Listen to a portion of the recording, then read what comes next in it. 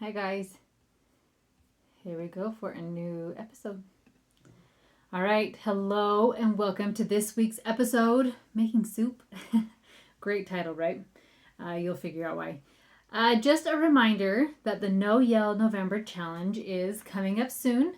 And within the next week or two in Mama's Members, the videos will be released of really helping you get some really good tools of learning, like, why do we yell? What can we do instead of yelling? All those things. What I don't want it to be is a month of just stuffing your feelings down and then erupt all of December or have a giant explosion throughout November, whatnot. I want to teach you skills of actually how to completely change the habit so it's not even a desire anymore. That would be my wish for you, and I would love that. So anyways, the videos, the workbook will all be released soon for those in Mama's Members. So make sure that you join Mama's Members so you have access to all that, all the bonus calls, all those fun things. Today, let's talk about soup. It is cold here in Utah, and we're supposed to have snow next week. It's been way rainy, 40 degrees and whatnot. And so I have been making a lot of soup. And it's yummy and it's amazing and all those good things. So anyways, I was telling my little sister, we were talking, and I was telling her about this sausage soup I love. And I said, ooh, I made the yummiest soup for lunch today. And it has all these veggies in it and cabbage and sausage. And it's just super yummy. And we were talking all about it. And she texted me a few days later and said, okay, I've got to try this. Will you give me the recipe? I was hesitant to give her the recipe because I don't really use the recipe the way it was written anymore. I change a bunch of things in the recipe. When I first learned this recipe, I did it exactly as the way it suggested. But then it said things like stewed tomatoes, which I think are disgusting. And so I found I like tomato sauce, a tomato sauce base, and not have the big chunks of the stewed tomatoes, because I would chuck them out anyway. My kids didn't like them, and so that was just easier. Other changes may be just using dried onions instead of real onions, or dried garlic, powdered garlic, right? So it all just depends, and it never really looks the same when I'm doing it. So I was a little bit hesitant. So I gave her the recipe and then sent another text telling her, well, these are some of the things I do different, but you can do it however you want. Now, as many of you know, I love to treat myself when my husband goes out of town. And he recently went out of town, and it happened to be over my birthday. So it felt appropriate to do an extra special gift for myself. And I got myself a really awesome Ninja Instant Pot, crock pot, and air fryer. And I am loving it. It is so awesome. So thanks, babe, for always going out of town. So I have been learning so much about Instant Pots and how they work and how the whole stinking machine works and all these things, right? And so I have been wanting to make all these yummy soups with it. So the first time I go to make a soup, I had to read the instructions so many times to figure out how do you pressurize this. And it was super confusing to me. And I couldn't even get the lid on. And so I had to watch YouTube videos of how do you get the lid on and how do you do this. How do I get the lid off? What is venting? Am I going to burn myself if I just vent it and do all these different things? And all these recipe people that I was reading just were talking it's almost like a different language, right? Like, make sure it's in this position and make sure you do this. And I thought, I don't even know what that means. So I would watch a YouTube video to figure out what it means, right? As I figure out all these things.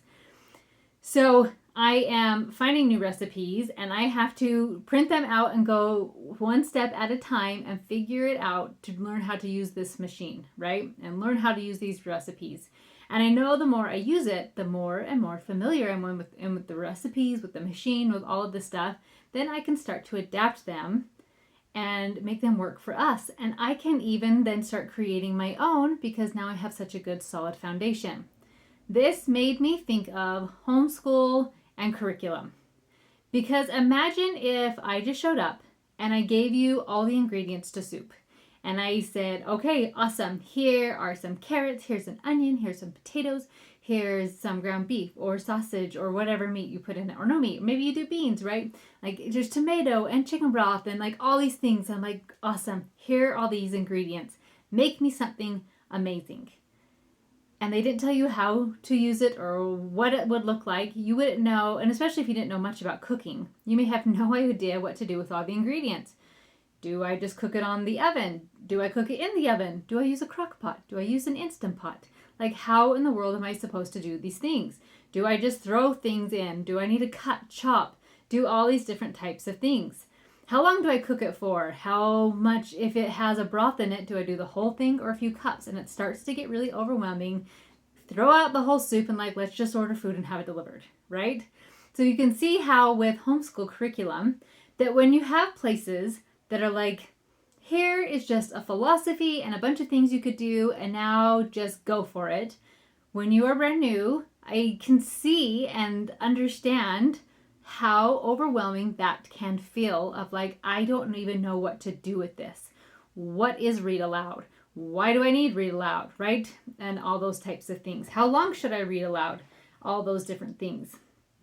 So eventually, as you homeschool longer and longer, you start to find your own rhythm and your own style. Just like with the recipes, the more and more you use them, all of a sudden you don't need a recipe card anymore. And you can just start creating like, oh, I know if I'm making these muffins. What did I make? I think they were these healthy cookies.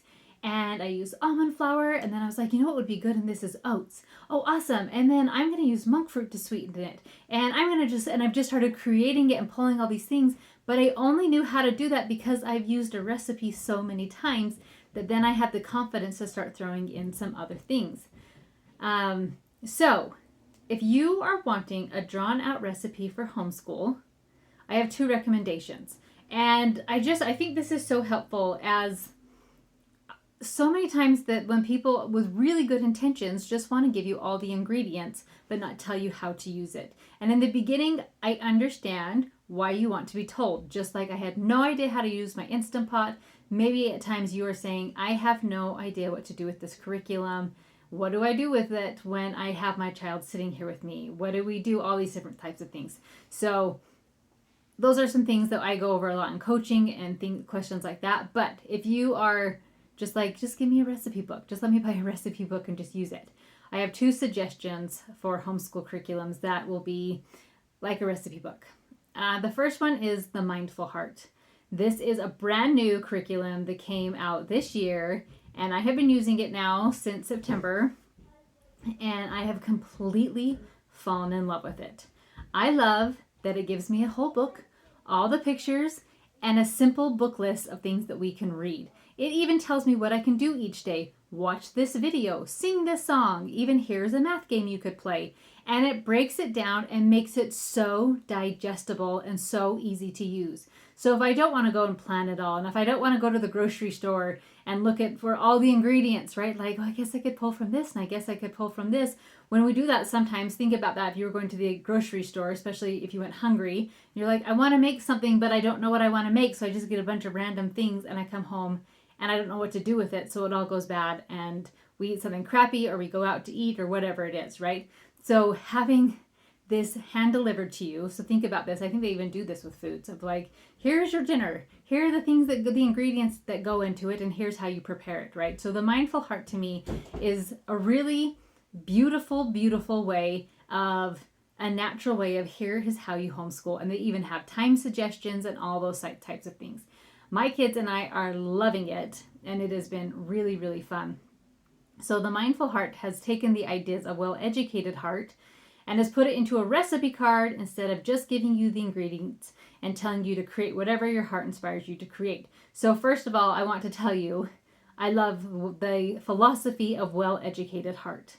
But for me, the endless choices were way too much for my mind and a bit overwhelming. And I would even overwhelm my kids because it would say, okay, like even with the monthly rotation, there could be 50 book suggestions.